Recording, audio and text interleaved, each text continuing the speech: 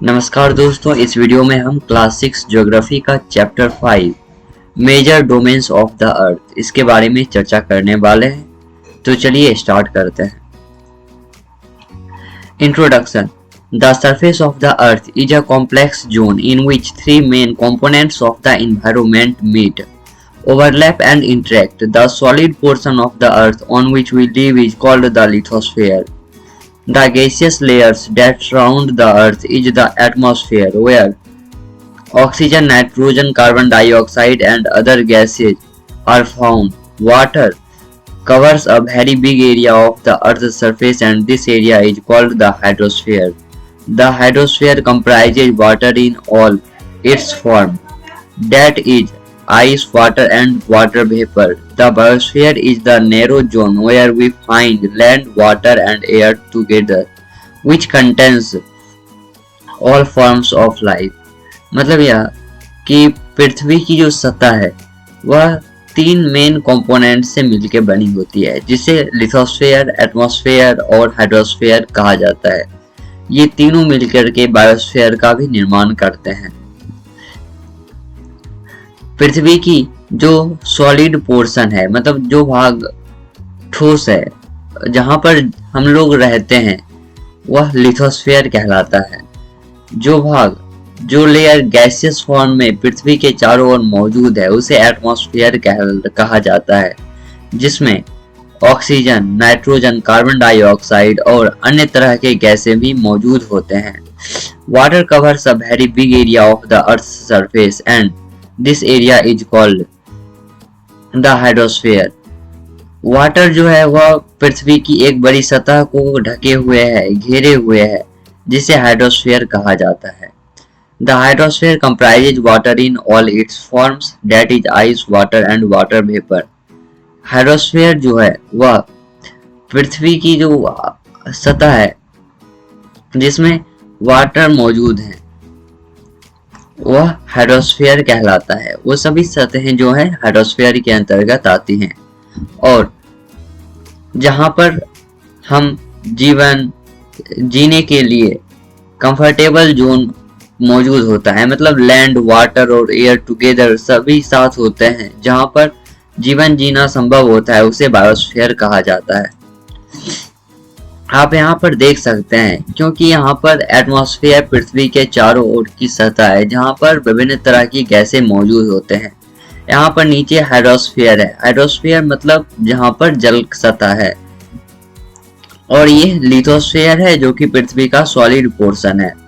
यहाँ पर देखिए एक पौधा है, ठीक है, एक पेड़ है, जो कि बायोस्फीयर को इंडिकेट करता है कि यहाँ पर बायोस्फीयर के लिए एटमॉस्फेयर की भी जरूरत पड़ती है, लिथोस्फीयर की भी जरूरत पड़ती है और हाइड्रोस्फीयर की भी जरूरत पड़ती है, जो यहाँ एक तालाब के रूप में आपको दिखाया गया है। तो बायोस्फीयर तीनों चीजों से मिलके बना होता है। Lithosphere, the solid portion of the earth is called the lithosphere. It comprises the rocks of the earth crust and the thin layers of soil that contain nutrient elements which sustain organisms. There are two main divisions of the Earth's surface. The large land masses are known as the continents, and the huge water bodies are called the ocean basins. All the oceans of the world are connected with one another. Look at the map of the world. मतलब यह कि पृथ्वी की जो solid portion है वह lithosphere कहलाती है। इसके अंतर्गत सभी तरह की चट्टानें आती हैं, जो कि अर्थ का क्रस्ट हुआ करती थी। साथ ही साथ इसमें पृथ्वी पर मौजूद मिट्टी की पतली सतह भी आती है, जिसमें न्यूट्रिएंट्स एलिमेंट मौजूद होते हैं और उसमें सस्टेन ऑर्गेनिजम्स जिंदा होते हैं। इसके अलावे दो मेन सतहें होती हैं, दो मेन डिविजन्स होते हैं। जो लार्ज लैंड मासेज होती हैं उसे कॉन्टिनेंट्स कहा जाता है, और जो जहां पर ह्यूज वाटर बॉडीज होता है उसे ओशियन बेसिन्स कहा जाता है। ये सभी ओशियंस जो हैं एक दूसरे से कनेक्टेड होते हैं, आप मैप में भी देख सकते हैं।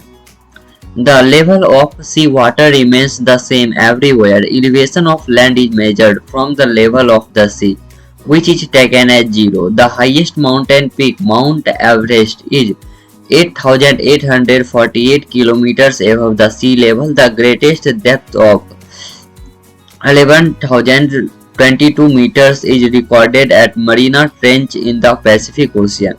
मतलब कि जो सी वाटर जो है ना सभी जगह समान होती है, क्योंकि सी वाटर के लेवल से ही जो है किसी भी क्षेत्र की ऊंचाई, किसी भी लैंड की ऊंचाई मापी जाती है और सी वाटर को जीरो के रूप में ले रखा जाता है। पृथ्वी की जो सबसे ऊपरी जो सतह होती है वह माउंटेन होती है, ठीक है, और सबसे ऊंची माउंटेन की जो शिखर होती है वह माउंट एवरेस्ट की है, जो कि 8,848 मीटर सी लेवल से ऊपर है। और सबसे गहरी जो है मरीना ट्रेंच है, जो कि पैसिफिक ओशियन में मौजूद है, जिसकी गहराई लगभग 11,022 मीटर है, जो कि ओशियन बेसिन जिसे हम बोल सकते हैं। Continents. There are 7 major continents. These are separated by large water bodies. These continents are Asia, Europe, Africa, North America, South America, Australia and Antarctica. The greater part of the land mass lies in the northern hemisphere.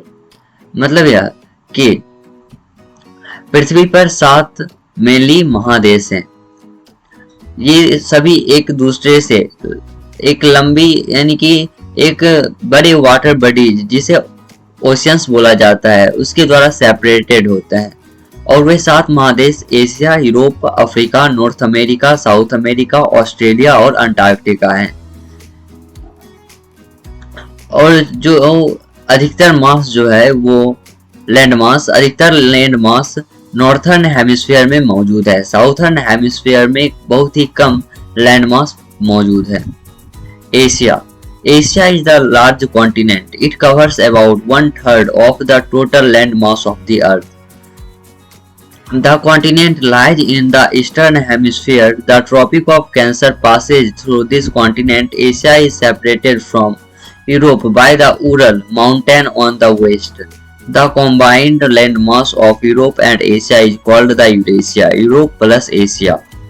मतलब यह है कि Asia जो है विश्व की सबसे बड़ा महादेश है। यह जो है पृथ्वी के टोटल लैंड मास का 1/3 पार्ट कवर करता है। साथ ही साथ यह जो है यह लैंड मास ईस्टर्न हेमिस्फीयर में मौजूद है। ट्रॉपिक ऑफ कैंसर इस महादेश के द्वारा पास होता है। एशिया यूरोप के द्वारा सेपरेटेड होता है और Ural mountains on the west जो है उसके Ural mountains on the west द्वारा यूरोप से सेपरेटेड होता है। पृथ्वी पर एशिया और यूरोप का जो लैंड मास मिलकर के जो बनाता है उसे यूरेशिया कहा जाता है। Europe plus Asia. आप एशिया के मैप को इस तरह से देख सकते हैं। एशिया जो है पृथ्वी के टोटल लैंड मास का 1/3 पार्ट खुद में कवर किए हुए है, और यह एक यूरल माउंटेन द्वारा वेस्ट में जो मौजूद है उसके द्वारा यूरोप से जुड़ा हुआ है, इसलिए इसे यूरेशिया भी बोला जाता है। अब हम यूरोप की चर्चा करने वाले हैं। Europe is much smaller than Asia. The continent lies to the west of Asia. The Arctic circle passes through it. It is bound by water bodies on 3 sides. Europe जो है ना एशिया से बहुत ही छोटा है। यह कॉन्टिनेंट जो है एशिया के वेस्ट में पाया जाता है। इस यूरोप से ही आर्कटिक सर्कल इस यूरोप से पास होती है। यह जो है तीनों जगहों से तीनों ओर से वाटर से घिरा हुआ है Europe. Africa is the second largest continent after Asia. The equator or 0 degree latitude runs almost through the middle of the continent. A large part of Africa lies in the northern hemisphere. It is the only continent through which the Tropic of Cancer, the Equator and the Tropic of Capricorn pass. मतलब यह है कि Africa जो है दुनिया की दूसरी सबसे बड़ी महादेश है। एशिया के बाद अफ्रीका ही आता है। इक्वेटर जो है 0 डिग्री इक्वेटर पृथ्वी पर अफ्रीका के मिडिल से होकर के पास होती है। अफ्रीका का लार्ज पार्ट जो है वो नॉर्थर्न हेमिस्फीयर में मौजूद है। इस कारण जो है tropic of cancer, tropic of Capricorn और इक्वेटर तीनों रेखाएं अफ्रीका महादेश से पास होती हैं। The Sahara desert, the world's largest hot desert, is located in Africa. The continent is bound on all sides by oceans and seas. The world's continent river, the Nile, flows through Africa. Africa में ही Sahara desert मौजूद है जो कि दुनिया की सबसे बड़ी desert है। साथ ही साथ यह कॉन्टिनेंट चारों ओर से समुद्र से घिरा हुआ है, महासागरों से घिरा हुआ है। यहाँ पर दुनिया की सबसे बड़ी रिवर नील रिवर इसी अफ्रीका के द्वारा बहती है। North America, North America is the third largest continent of the world. It is linked to South America by a very narrow strip of land called the Isthmus of Panama. The continent lies completely in the northern and western hemisphere. North America दुनिया की तीसरी सबसे बड़ी महादेश है। यह south America से एक बहुत ही पतले स्ट्रिप के द्वारा स्ट्रिप ऑफ लैंड के द्वारा जुड़ी हुई है जिसे इस्थमस ऑफ पनामा कहा जाता है। यह कंप्लीटली नॉर्थर्न और वेस्टर्न हेमिस्फीयर में मौजूद है। ईस्टर्न हेमिस्फीयर में यह मौजूद नहीं है। नॉर्थर्न और वेस्टर्न हेमिस्फीयर में यह मौजूद है। North America. South America, south America lies mostly in the southern hemisphere. The Andes, world's longest mountainous range, runs through its length from north to south. South America has the world's longest river, the Amazon. मतलब यह कि south America जो है वह southern hemisphere में मौजूद है। पृथ्वी की सबसे बड़ी पर्वत श्रृंखला जिसे एंडस बोला जाता है वह नॉर्थ टू साउथ अमेरिका में ही मौजूद है और दुनिया की सबसे बड़ी रिवर अमेजन साउथ अमेरिका में मौजूद है। Australia, Australia is the smallest continent that lies entirely in the southern hemisphere. It is surrounded on all sides by the oceans and seas. It is called as island continent. Australia को island continent कहा जाता है क्योंकि यह चारों ओर से समुद्र और महासागरों से घिरा हुआ है। साथ ही साथ यह सबसे छोटा कॉन्टिनेंट है जो साउथर्न हेमिस्फीयर में मौजूद है। Antarctica, Antarctica completely in the southern hemisphere. It is huge continent. The South Pole lies almost at the center of this continent as it is located in the South Polar region. It is permanently covered with thick ice sheets. There are no permanent human settlements. Many countries have research stations in Antarctica. Or India also has research station there. There are named as मैत्री and Bharti. मतलब Antarctica पूरी तरह से southern hemisphere में मौजूद एक विशाल continent है। यह जो है साउथ पोल्स जो है इस कॉन्टिनेंट के बीचों बीच मौजूद है। यह जो है साउथ के पोलर रीजन में मौजूद है। यह परमानेंटली एक थिक आइस कवर से घिरा हुआ है। इसके ऊपर बर्फ की पतली परत है। साथ ही साथ इसके ऊपर किसी भी तरह का ह्यूमन सेटलमेंट मौजूद नहीं है। जितने भी देश हैं दुनिया के सभी ने अंटार्कटिका में अपना रिसर्च स्टेशन बना रखे हैं। भारत भी उनमें से एक है। भारत के द्वारा जो रिसर्च स्टेशन यहाँ पर मौजूद हैं उन्हें मैत्री और भारती के नाम से जाना जाता है। Hydrosphere, the Earth is called the blue planet. More than 71% of the Earth is covered with water and 29% is with land. Hydrosphere consists of water in all its forms, as running water in oceans and rivers and in lakes, ice in glaciers, underground water and the water vapor is all atmosphere, all comprise the hydrosphere. मतलब यह कि पृथ्वी जो है पृथ्वी को blue planet भी कहा जाता है क्योंकि यहाँ पर 71% वाटर मौजूद है। पृथ्वी का 71% भाग जो है वह वाटर से घिरा हुआ है और मात्र 29% जो है वह लैंड से घिरा हुआ है। हाइड्रोस्फीयर मौजूद होने के कारण पृथ्वी को ब्लू प्लैनेट कहा जाता है। ओशियंस और रिवर्स के अलावे वाटर जो है आइस के फॉर्म में ग्लेशियर्स, अंडरग्राउंड वाटर और तालाबों में मौजूद हैं। साथ ही साथ वाटर वेपर के रूप में एटमॉस्फेयर में मौजूद हैं। ये सभी मिलकर के हाइड्रोस्फीयर का निर्माण करते हैं। More than 97% of the Earth's water is found in the oceans and is too salty for human use. A large portion of the rest of the water is in the form of ice sheets and glaciers or under the ground, and a very small percentage is available as fresh water for human use. Hence, despite being a blue planet, we face a shortage of water. पृथ्वी पर मौजूद जितनी भी जल है उसका 97% oceans मतलब महासागरों के रूप में मौजूद है, जो कि काफी खारा जल होता है। यह मनुष्य के उपयोग के लिए नहीं है, ये ह्यूमन यूज के लिए है ही नहीं। इसका यूज हम कर ही नहीं सकते हैं पानी पीने के लिए। ये इसका जो इसके अलावे जो बड़े मात्रा में बड़े पैमाने पर जो वाटर मौजूद है वह आइस शीट्स और ग्लेशियर्स के रूप में है या फिर अंडरग्राउंड वाटर के रूप में है, जो कि बहुत ही कम मात्रा में अवेलेबल है पानी पीने के योग्य। इसी के कारण इसे हम ब्लू प्लैनेट भी बोलते हैं, परंतु ब्लू प्लैनेट होने के बावजूद हमारे यहाँ पानी की कमी है, मनुष्य के लिए शॉर्टेज ऑफ वाटर है।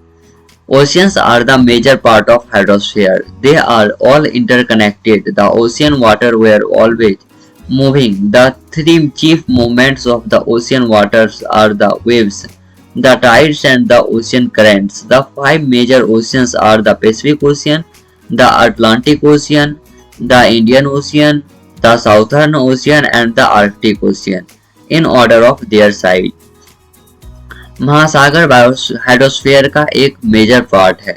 यह एक दूसरे से इंटरकनेक्टेड होते हैं, यह हमेशा मूव करते रहता है और ओशियंस का जो मेन मूवमेंट है वो ओशियन वाटर वेव्स के रूप में है, टाइड्स के रूप में है और ओशियन करेंट्स के रूप में है। ओशियंस के जो है 5 मेजर ओशियंस हैं, वो हैं Pacific ocean, Atlantic ocean, Indian ocean, southern ocean and Arctic ocean. Size के अनुसार से अगर बात की जाए तो यहाँ पर आप देख सकते हैं कि ऊपर में आर्कटिक ओशियन, साइड में Pacific ocean, Indian ocean, Antarctic ocean, Atlantic ocean and ये पैसिफिक ओशियन जो है पैसिफिक ओशियन का हाफ भाग है।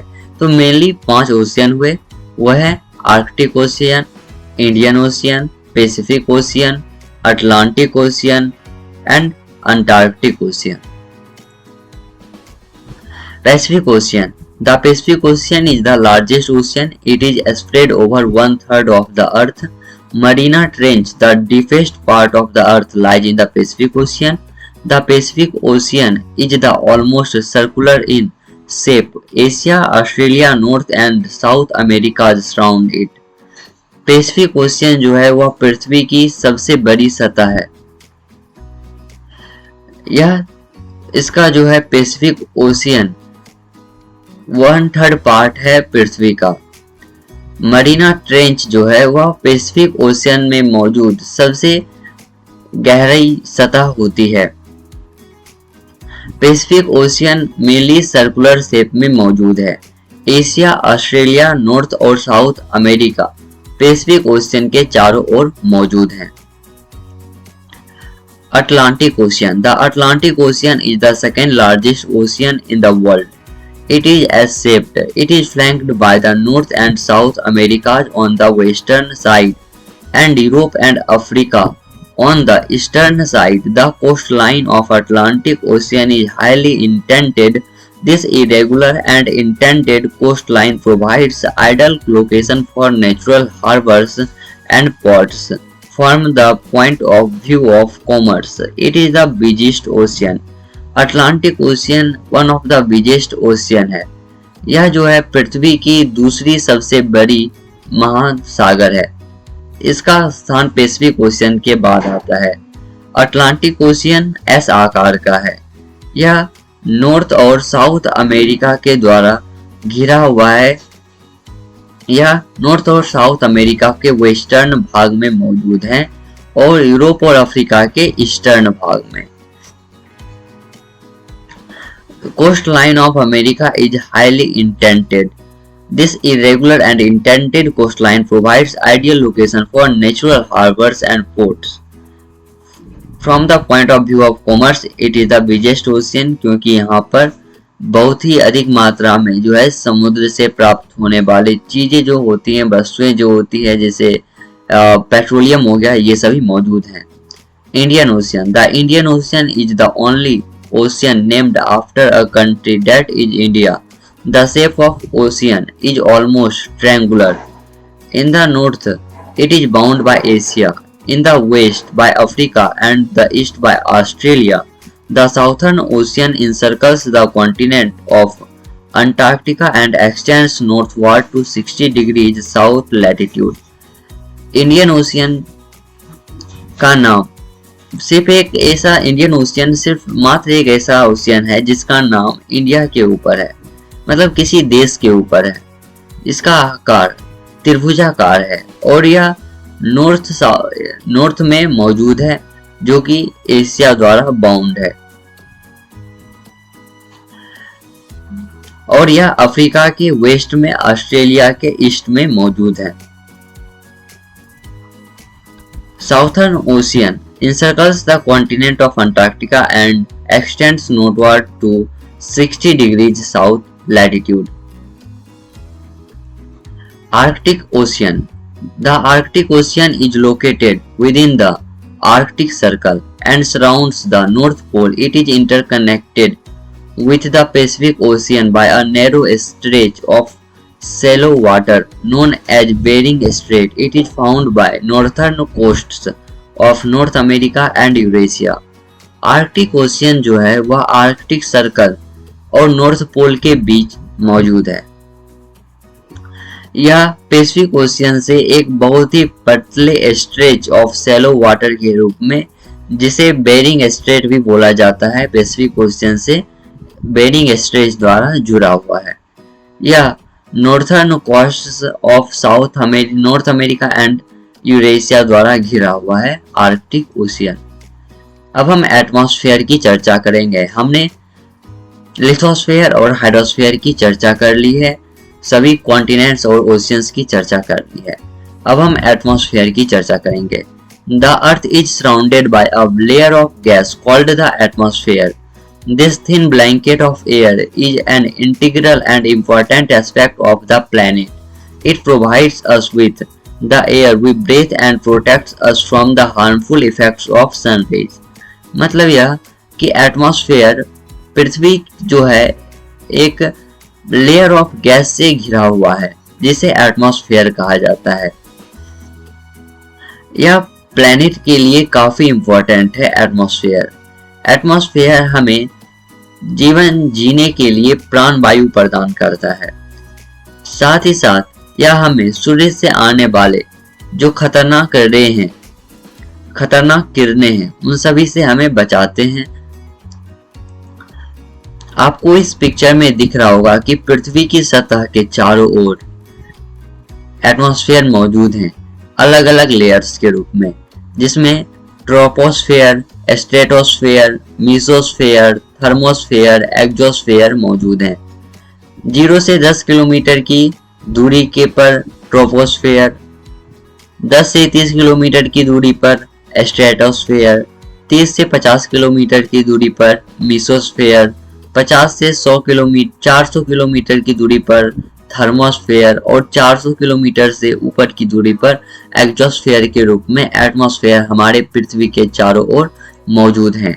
The atmosphere extends up to a height of about 1600 kilometers.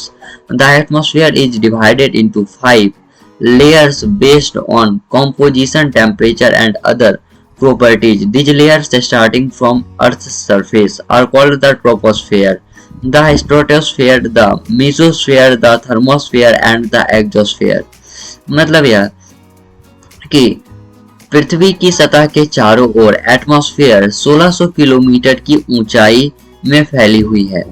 यह मेनली 5 लेयर्स में डिवाइडेड है, जिसे कॉम्पोजिशन, टेम्परेचर और अन्य तरह की प्रॉपर्टीज अलग कर रही होती है। ये सभी लेयर मिलकर के ट्रोपोस्फेयर कहलाती है, स्ट्रेटोस्फेयर कहलाती है। ये सभी लेयर्स का जो नाम है ट्रोपोस्फेयर, स्ट्रेटोस्फेयर, मीजोस्फेयर, थर्मोस्फेयर और एक्सोस्फेयर है। The atmosphere is composed mainly of nitrogen and oxygen, which make up about 99% of clean, dry nitrogen 78%, oxygen 21% and other gases like carbon dioxide, argon and other comprise 1% by volume.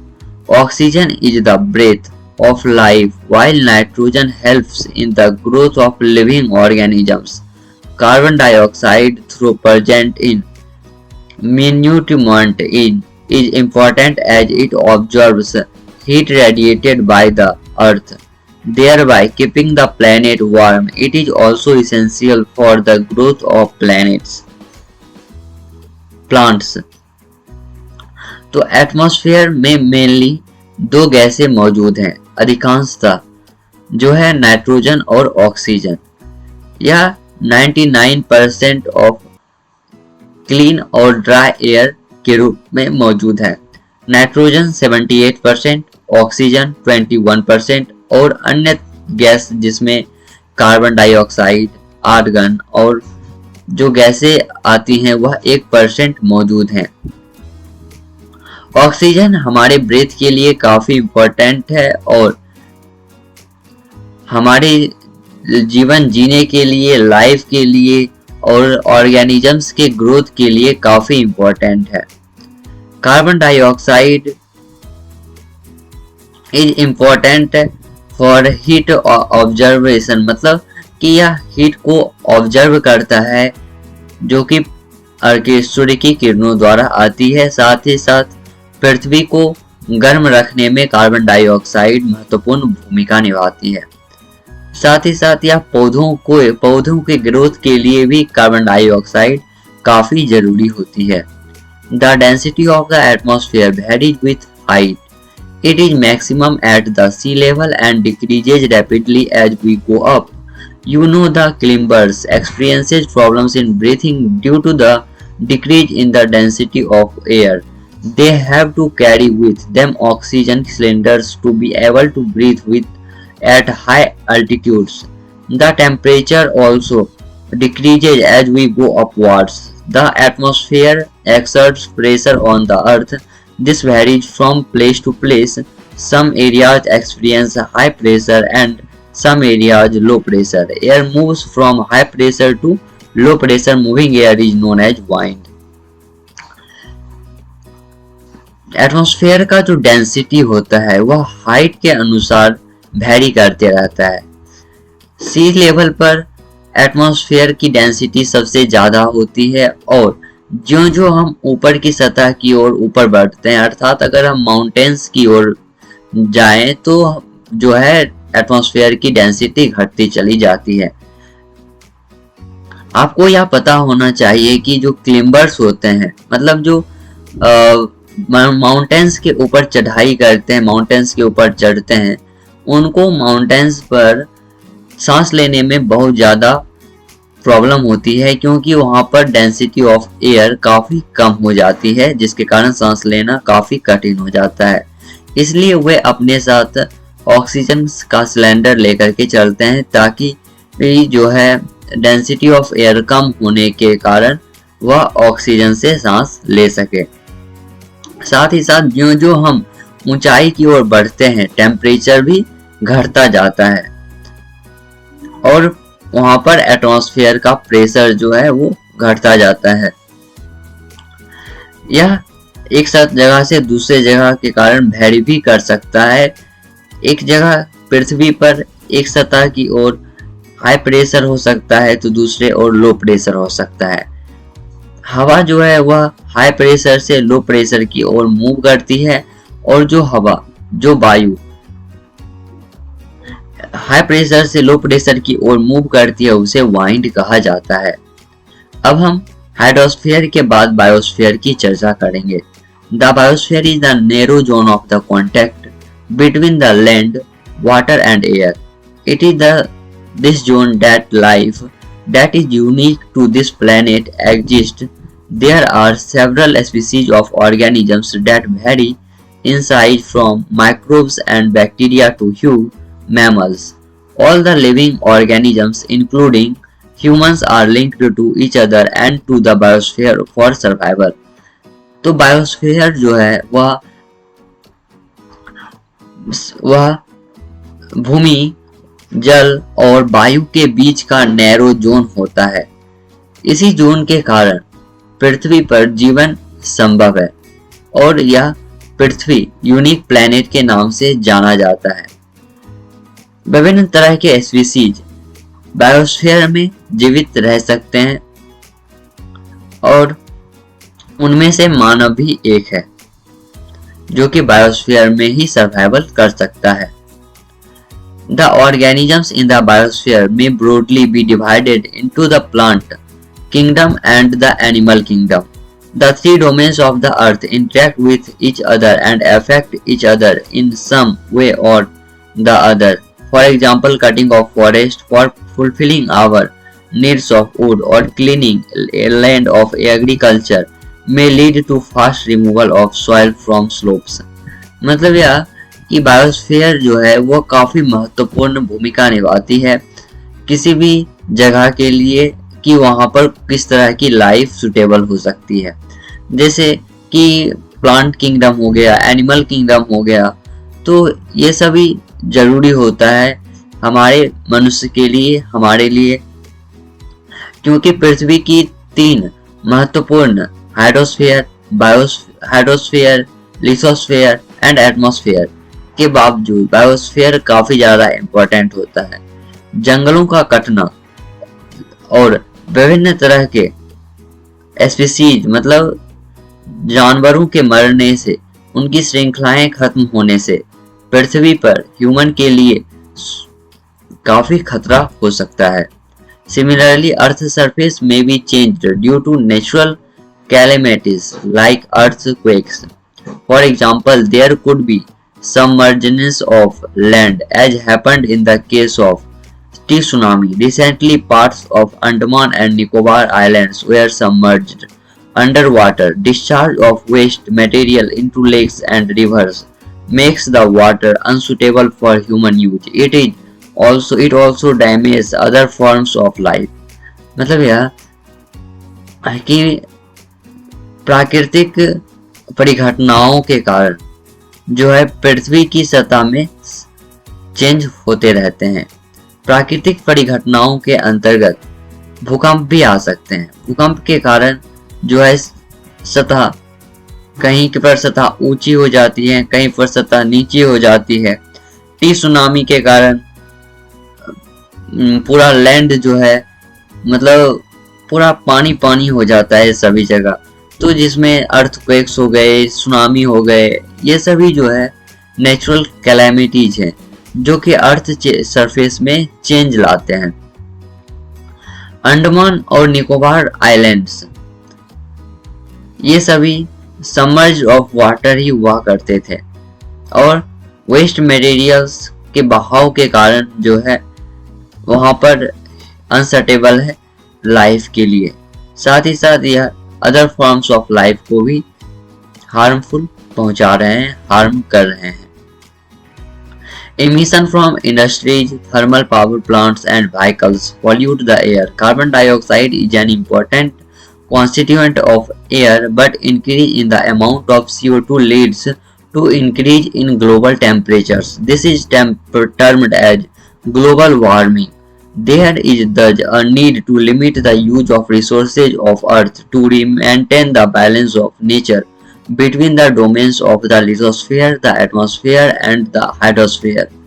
मतलब है कि जो industries हैं जो vehicles हैं, जो power plants हैं, उन सभी के कारण एयर पॉल्यूशन बहुत ही ज्यादा होता है। एयर में कार्बन डाइऑक्साइड की मात्रा दिनों दिन बढ़ती चली जा रही है, जो कि ग्लोबल टेम्परेचर के लिए जिम्मेवार है। इसके कारण ग्लोबल वार्मिंग भी हो सकती है। इसलिए एक जरूरत होती है कि पृथ्वी पर की जो वार्मिंग है, जो ग्लोबल टेम्परेचर है, उसे मेंटेन किया जाए, उसे बैलेंस किया जाए। तो उसे जो है बैलेंस करने के लिए लिथोस्फीयर, एटमॉस्फेयर और हाइड्रोस्फीयर महत्वपूर्ण भूमिका निभा सकती है। तो दोस्तों, यहीं से कंप्लीट होता है हमारा पूरा चैप्टर, जिसमें हमने major domains of the earth को देखा कि किस तरह से लिथोस्फीयर, हाइड्रोस्फीयर, एटमॉस्फेयर हमारे जीवन के लिए महत्वपूर्ण है, जो सब मिलकर के बायोस्फीयर का निर्माण करती है, जहां पर ह्यूमन लाइफ पॉसिबल हो सकता है। बायोस्फीयर के होने के कारण ही पृथ्वी को यूनिक प्लेनेट कहा जाता है और यहाँ पर लाइफ पॉसिबल है। तो दोस्तों, उम्मीद है कि आपको यह अच्छी तरह से समझ में आ गई होगी। अगर वीडियो अच्छा लगा हो तो आप इसे लाइक जरूर करें और अपने सहपाठियों के साथ जरूर शेयर करें। चलिए मिलते हैं अगले वीडियो में। धन्यवाद।